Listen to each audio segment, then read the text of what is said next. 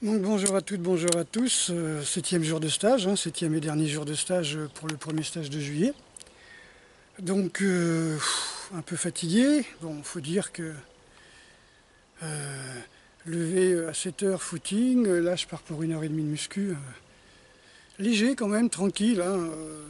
5 heures de sommeil, j'ai voulu offrir une belle surprise aux stagiaires. Donc, on n'a pas fait la nouba, mais bon voilà, j'ai voulu vraiment, voilà, comme je disais, mon bonheur est ton bonheur.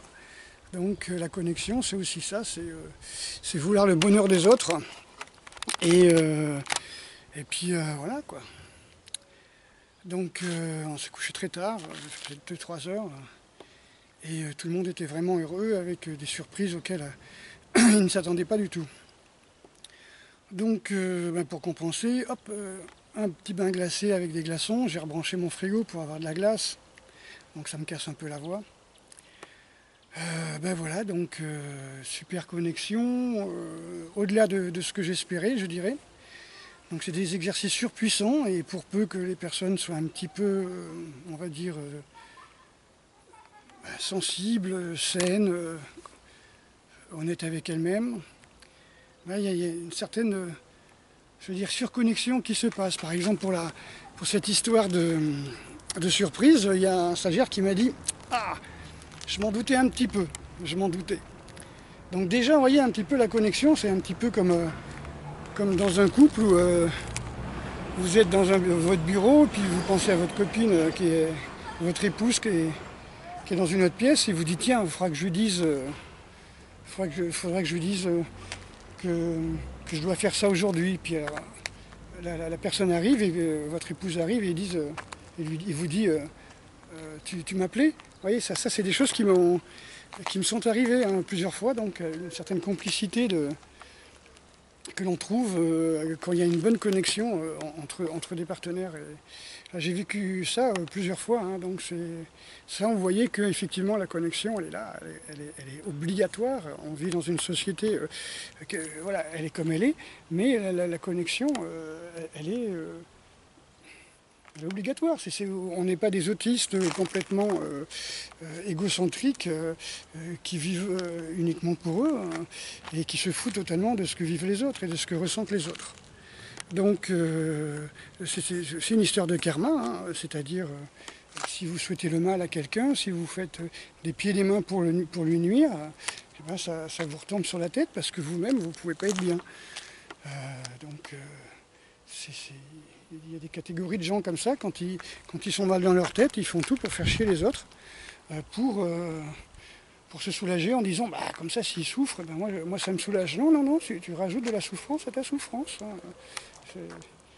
Voilà. Donc moi je suis en paix, je fais des stages, les élèves sont super contents, c'est même plus des élèves, à un niveau ce sont des amis, au bout d'une semaine c'est comme si on se connaissait depuis des années, parce qu'on a partagé des super connexions et bon c'est des choses inoubliables, je pense que les stagiaires ne pourront jamais oublier ce qu'ils ont vécu, même hier au stage dans les tests.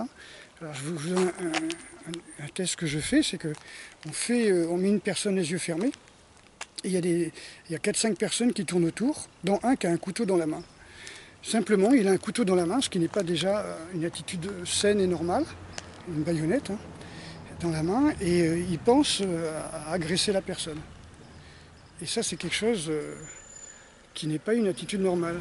Et la personne qui a les yeux fermés, c'est lui qui fait le test, il tend la main et exactement à l'endroit où est la personne qui a ces ondes négatives. Vous voyez, un stagiaire en a parlé hier, c'est vraiment extraordinaire. C'est-à-dire qu'il a les yeux fermés et sur 4-5 personnes, enfin 5-6 personnes, il arrive les yeux fermés à savoir où se trouve et qui est la personne qui a le couteau dans la main et qui est agressive et qui lui veut du mal. Vous voyez, donc parfois on me dit oui mais pourquoi tu as vidé cette personne, pourquoi tu fréquentes plus cette personne. Tout simplement j'ai décelé chez cette personne quelque chose de mal, comme c'est cette histoire dont parlait je sais plus, une scientifique américaine, une biologiste, qui expliquait, et on voit les scènes, on voit la scène qui est filmé dans un corral où il y a des mustangs, hein, des chevaux sauvages plus ou moins.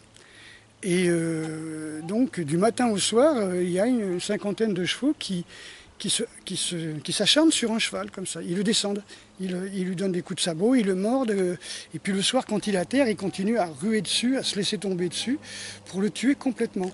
Qu'est-ce qui se passe dans la tête de ces chevaux? Pourquoi est-ce qu'ils tuent? Pourquoi leur congénère? Tout simplement parce qu'ils ont décelé dans ces gènes quelque chose qui ne doit pas se reproduire. Quelque chose. Donc, non seulement le cheval passe du rang de sous-dominé à un rang de malsain pour le troupeau. Parce que les sous-dominés, si vous voulez, les sous-dominés, quand vous avez une tribu avec des prédateurs, les sous-dominés, ils sont sacrifiés. Hein, les plus faibles, ils sont bouffés par les renards. Hein, les lapins les plus faibles, ils sont bouffés par les renards. Et les chasseurs pourront vous le dire aussi. Quand vous êtes dans une forêt et qu'il y a un sentier durant une chasse, parfois on voit un cerf. On voit un cerf comme ça qui passe la tête et puis qui traverse le chemin. Et c'est celui-là qui se fait tirer par les chasseurs. Et ce cerf, c'est le sous-dominé. Et vous avez des cerfs dominés qui, eux, sont des pousseurs, c'est-à-dire ceux qui vont pousser ce cerf sur le chemin.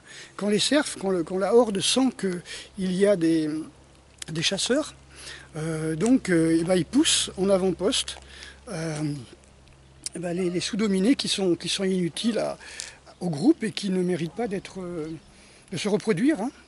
Donc ceux-là, c'est pas des sous-dominants, hein. Ceux-là, ils ne seront jamais dominants. Hein.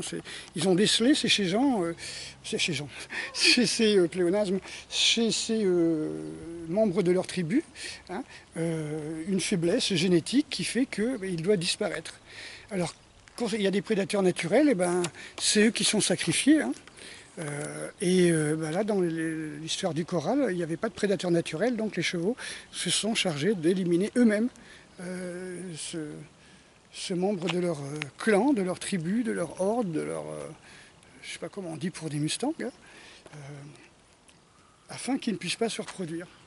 Après, il y a des gens génétiquement qui savent très bien qu'ils ne pourront pas se reproduire parce que voilà, ils sont incapables d'élever des enfants, ils sont incapables de pouvoir donner la vie, transmettre quoi que ce soit. Donc voilà, ça se fait aussi peut-être inconsciemment, tranquillement, quoi. C'est pas grave. C'est la vie, c'est comme ça. Il y a une sorte de prédation naturelle qui se fait, une autoprédation. Voilà, donc oui, c'est vraiment impressionnant de voir dans un groupe l'équilibre qui se fait quand il n'y a pas de prédateurs. Hein. Alors ça me rappelle bien sûr toute proportion gardée, hein, sans connotation ethnique, raciste ou quoi que ce soit, mais il y avait un film qui m'avait vraiment impressionné. Hein. C'était une sorte de... Je ne sais pas si c'est Fort Sagan, je sais pas, honnêtement je ne sais pas, c'était des Zoulous, en fin de compte, qui entouraient un fort avec des légionnaires ou des soldats dedans. Et à un moment, les Zoulous, ils sont en haut d'une colline et puis ils agitent des lances, ils font leur agressif, si on veut dire. Hein. Et là, les gens, ils tirent à partir du fort. Et puis ils flinguent tout le monde et puis tout d'un coup, ça s'arrête. Et donc ils tuent une centaine de Zoulous comme ça.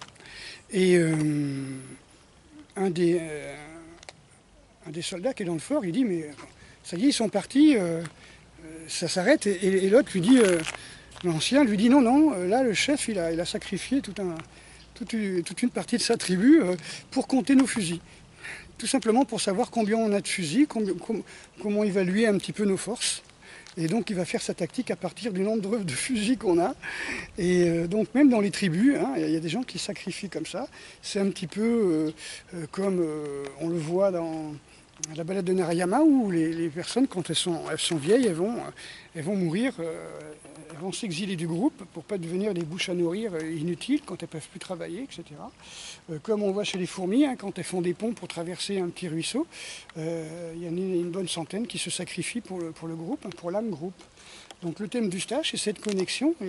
Et si on est égoïste, si on n'est pas altruiste, il n'y a pas de connexion. La connexion, que vous vouliez ou non, elle se fait à vos dépens, ou elle se fait sauf si vous vous protégez, comme je disais hier, sauf si vous vous protégez 24 heures sur 24, on va dire, vous mettez tous vos efforts à vous protéger en disant « je me défends, je défends mon individualisme, je défends liberté, je défends comment on peut dire, mon identité, je défends ceci, je défends cela. Mais en fin de compte, vous passez votre temps, vous coupez des autres. Après, vous vous étonnez que vous êtes seul, isolé, ou que personne ne veut de vous, ou que voilà, les gens vous utilisent en tant qu'individu comme de la viande, quoi. Hein, donc, oui, c'est parce que pour vous, vous êtes de la viande. Les gens vous utilisent tel que vous vous présentez à eux. Voilà. Les gens pensent que je suis un maître. Voilà, c'est l'idée qu'ils se font d'après les Walt Disney ou les Jedi de ce que c'est qu'un maître. Alors ils viennent chez moi et ils viennent chercher quelque chose. Alors évidemment, moi je leur donne maintenant. Est-ce qu'ils sont dans l'exigence de dire un maître il doit parler comme ça, un maître il ne doit pas jurer, un maître il doit parler doucement, un maître il ne doit pas faire telle ou telle chose, non, c'est eux qui ont décidé que j'étais un maître. Ouais, c'est pas parce qu'au Japon, le maître Hatsumi m'a donné le titre de grand maître de Daishihan que ici je me dis, voilà, je suis un grand maître. Non, pas du tout. Les gens exigent de moi que je sois zen, que je sois ci, que je dise ça. Mais c'est eux, c'est dans leur tête. Les gens qui m'appellent Sensei, c'est leur truc. Moi, je leur ai rien demandé. Donc, si ça leur fait plaisir, voilà, comme je dis, mon bonheur est ton bonheur, mon plaisir est ton plaisir est mon plaisir. Si ça te fait plaisir de m'appeler au sensei, je ne vais pas du tout t'empêcher.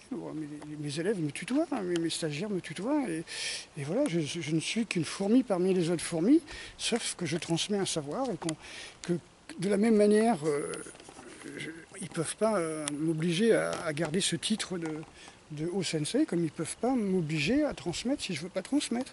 Donc il y a des personnes, c'est vrai, il y a 2-3 personnes cette année que j'ai rayé de ma liste, de personnes potentielles à recevoir mon savoir, parce que mon savoir est basé sur la connexion et sur l'altruisme. Et je ne vais pas me forcer à mettre toute mon énergie vers 1 ou 2 personnes, parce que ces 1 ou 2 personnes veulent que je leur transmette la totalité de mon savoir, et rien qu'à elles, en exclusivité. Alors c'est plus que des égoïstes, c'est des matérialistes exclusivistes, ils veulent s'emparer de moi, je leur appartiens, et mon savoir leur appartient, parce que peut-être qu'ils en ont besoin, j'en sais rien, mais voilà, moi c'est ma vie, eux c'est leur vie, chacun fait ce qu'il veut, et je ne leur appartiens pas, ils ne m'appartiennent pas. Voilà. Donc, je pense qu'on connaît tous ce genre de personnes qui une fois qu'elles ont trouvé quelqu'un, hop, elles veulent se l'accaparer. Donc, ça veut dire que la personne, elle vient chez toi. Et puis, ce que tu fais avant, ce que tu donnes aux autres, c'est autant de choses qu'elles ne reçoivent pas et qui les rend jalouses, qui les rend exclusives, violentes, haineuses, agressives. Voilà, mais c'est leur vraie nature. C'est leur vraie nature. Elles ont peur, elles ont peur, elles ont peur. Pourquoi elles ont peur, je ne sais pas. Qu'est-ce qui s'est passé dans leur vie? À quel moment elles ont refusé d'être des êtres entiers, connectés à l'univers et avec une confiance en l'autre? À quel moment elles ont commencé à s'armer, à se bloquer? C'est comme si vous viviez dans un scaphandre. Oui, il y a un moment, il ne faut pas exagérer, quoi. On ne peut pas obliger les gens à transmettre le savoir. Je ne suis pas un prof de gym ou de foot qui doit transmettre, entraîner des gosses, quoi. Je suis quelqu'un qui a un savoir, et ce savoir, je décide à qui je vais le transmettre. Donc, il y a des gens, je pense que je perds mon temps et mon énergie en essayant de leur transmettre quelque chose. C'est des gens, j'ai beau leur faire des cours, j'ai beau leur expliquer, au lieu de comprendre ce que je dis, ces personnes sont dans la résistance. Tout ce que je dis rebondit sur moi, et on voit que les gens ne veulent pas changer, ne veulent pas évoluer, ne veulent pas progresser dans leur vie, parce qu'ils ont compris qu'à un moment, il faut lâcher les valises, et à un moment, il faut lâcher ses certitudes, il faut lâcher ses croyances, et ces personnes deviennent à ce moment-là les personnes toxiques à votre vie. Donc voilà, c'est des gens qui cherchent après, qui sont aigris, qui cherchent à vous faire du mal parce que vous ne leur transmettez pas. Donc je ne suis pas obligé de transmettre mon savoir. C'est personnel, c'est quelque chose, je sais que ça fait le bien. Je n'ai pas prêté serment à l'ordre des médecins, donc je ne suis pas obligé de soigner la terre entière, et certainement pas des personnes qui de toute façon, voilà, n'évolueront pas, quoi. Parce qu'on ne peut pas évoluer, on ne peut pas être dans une pièce, dans une maison, on ne peut pas être dans une pièce et dans une autre à la fois, quoi. À un moment, il faut franchir la porte, il faut laisser tomber, je sais pas moi, on ne peut pas être sur 2 étages à la fois, quoi. On peut être dans les escaliers, mais on peut pas être au rez-de-chaussée et au 2e étage, par exemple. Donc il y a un moment, il Il faut abandonner un étage ou une pièce pour rentrer dans une autre et se dire, bon, maintenant, il y en a qui comprennent, mais il y en a qui ne comprennent pas. Voilà. Tous leurs malheurs viennent des autres. Eux, ils sont parfaits, par contre, toute leur vie est un échec, ils n'arrêtent pas de se casser la gueule, mais c'est la faute des autres. Donc ça, c'est aussi le thème du stage. Hein. Si vous venez à ce stage avec cette idée de vouloir vous accaparer un savoir pour profiter des autres et qu'en fin de compte, vous ne voulez rien évoluer, vous ne pouvez pas, c'est pas possible. On ne peut pas évoluer si on n'abandonne pas son passé. Hein, d'accord, il y a des choses qui sont faites dont vous avez besoin à certains moments de votre vie pour évoluer, et ces choses-là, vous n'en avez plus besoin. C'est l'histoire des gens qui traversent une rivière, qui vont dans le désert et puis qui gardent comment on peut dire, la chaloupe ou le radeau ou le canoë sur la tête et qui vont marcher 30 bornes, 40 bornes dans le désert avec le canoë alors qu'il n'y a plus de rivière à traverser. C'est bon, le canoë, ils en ont eu besoin à un moment pour traverser. Il ne faut pas protéger le canoë de peur qu'un jour on retrouve une autre rivière. On refait un radeau, c'est pas grave, on fabrique... Oui, c'est des gens qui ont peur, qui vivent constamment dans le futur, qui n'arrivent pas à s'installer dans le présent, qui sont instables. Voilà, donc l'instabilité, vous le voyez, c'est des gens qui titubent, qui ne marchent pas très droit, qui ont du mal à trouver leur équilibre, parce que l'équilibre physique est le reflet de l'équilibre mental. Alors qu'est-ce qui s'est passé un jour? Est-ce que quelqu'un lui a fait un croche-pied? Est-ce que quelqu'un l'a fait souffrir? Voilà, je ne sais pas, il y a quelque chose qui s'est passé dans la vie de ces genres de personnes. Et à partir de là, ils sont sur la défensive et ils attaquent tout le monde. Voilà, tout le monde les emmerde, tout le monde est contre eux, la société est contre eux. Voilà, je ne sais pas, c'est un petit peu une vie ratée, ça. Je ne pense pas que quand on a 10 ans ou 12 ans, on se dit, tiens, mon projet de vie, ça va être de combattre sans arrêt ce qui est, combattre sans arrêt la vie et combattre sans arrêt les gens qui sont autour de moi. Je ne pense pas que c'est un projet de vie, je ne pense pas que... C'est des vampires aussi, c'est des gens qui vont sans arrêt vampiriser les autres pour pouvoir prendre cette énergie qu'ils n'arrivent pas à produire puisqu'ils sont déconnectés. Hein, c'est comme une source. La source, tant qu'elle donne, elle ne se remplit pas de terre. Dès qu'elle arrête de donner, la source elle se remplit de boue. Donc c'est un des secrets du Kaijutsu de Koichi Toei, élève de Maître Ueshiba, qui disait ça. C'est un des 4 principes. Hein. Si j'arrête de donner, je meurs. Si j'arrête de donner, toutes les énergies négatives viennent sur moi. Si j'arrête d'étendre le ki, comme il dit, si j'arrête d'accepter de vivre avec les autres, je me renferme sur moi-même, et là, je sais plus, on appelait ça des sangsues, je sais pas, des djinns, je sais pas comment on pourrait dire, des entités négatives. Donc voilà, c'était juste un petit rappel à une loi universelle qui concerne tous les êtres humains surtout. C'est que vous avez de grandes portes devant vous, celle du bien, de l'amour, celle du mal, de la haine. Si vous ouvrez une porte, ce que vous donnez, vous le recevez. Si vous ouvrez la porte de la haine pour donner de la haine, vous recevrez de la haine. Si vous ouvrez la porte de l'amour pour donner de l'amour, vous recevrez de l'amour. Si l'amour vous manque, ce n'est pas en donnant de la haine que vous allez en recevoir. Donc ça, c'est très important. Évidemment que c'est évident. Mais quand on est dans l'émotion, quand on est dans la commotion, quand on est dans la souffrance, on ne réfléchit pas normalement.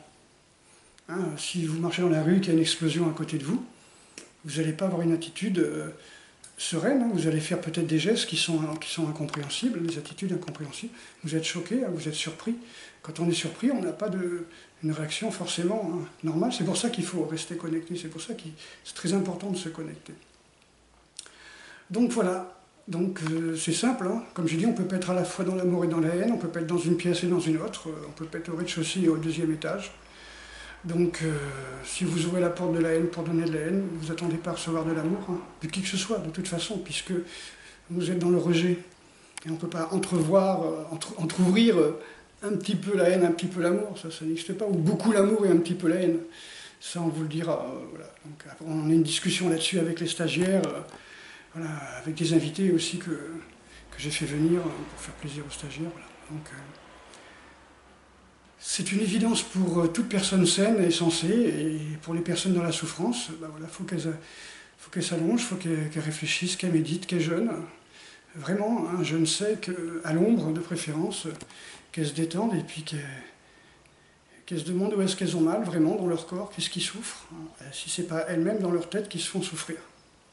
Voilà, moi je ne cherche pas à faire du mal, je cherche à donner beaucoup de cadeaux, hein, les stagiaires pourront vous en témoigner, et là, le prochain stage, on sera une bonne douzaine, je pense. D'ailleurs, avec le matériel qu'on a prévu, on peut être 4 de plus, hein, donc j'accepte exceptionnellement 4 personnes de plus au stage du 17 au 23 juillet. Voilà, ça va être que du bonheur. Les exercices seront différents parce qu'on sera plus nombreux, donc on va faire beaucoup de connexions en groupe. Voilà, donc il n'y a pas de hasard, ceux qui arrivent au premier stage, ceux qui font le deuxième stage, ceux qui font les deux, il n'y a pas de hasard, c'est vraiment parce que voilà, tout l'univers met tout en marche pour que ça arrive. Donc rien ne vous arrive par hasard, c'est à vous de comprendre. Comme vous ne rencontrez pas les gens par hasard, ce sont des rencontres qui vont vous dire ce que vous n'avez pas envie d'entendre, mais ce dont vous avez besoin d'entendre pour évoluer. Voilà. On ne choisit pas forcément, sinon à 40 ans on continuerait à bouffer comme des enfants des glaces, des bonbons, des treats, des Mars, des gâteaux, du coca. Je sais qu'il y en a qui font. Enfin, un jour il faut mûrir, quoi. Ok, bon là c'est l'entraînement, on rigole plus. À bientôt.